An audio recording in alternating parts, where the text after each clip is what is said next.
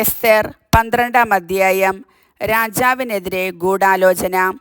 കൊട്ടാരത്തിൻ്റെ അങ്കണത്തിൽ കാവൽ നിന്നിരുന്ന ഗബാദ, താറ എന്ന ഷണ്ഡന്മാരോടൊപ്പം മൊർദെഖായി അങ്കണത്തിൽ വിശ്രമിക്കുകയായിരുന്നു. അവൻ അവരുടെ സംഭാഷണം കേൾക്കാനിടയായി.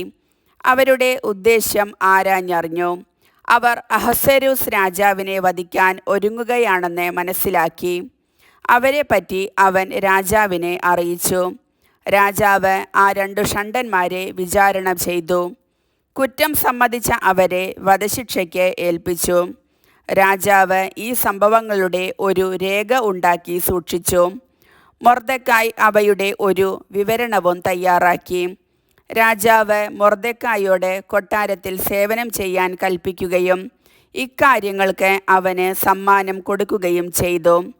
എന്നാൽ ബുഗേയനായ ഹമ്മേദാദായുടെ മകൻ ഹാമാനോട് രാജാവിന് വലിയ മതിപ്പായിരുന്നു. അവനാകട്ടെ രാജാവിൻ്റെ ആ 2 ഷണ്ഡന്മാരെ പ്രതി മൊർദെഖായിയെയും അവൻ്റെ ആളുകളെയും ഉപദ്രവിക്കാൻ തക്കം പാർത്തിരുന്നു. കർത്താവിൻ്റെ വചനം.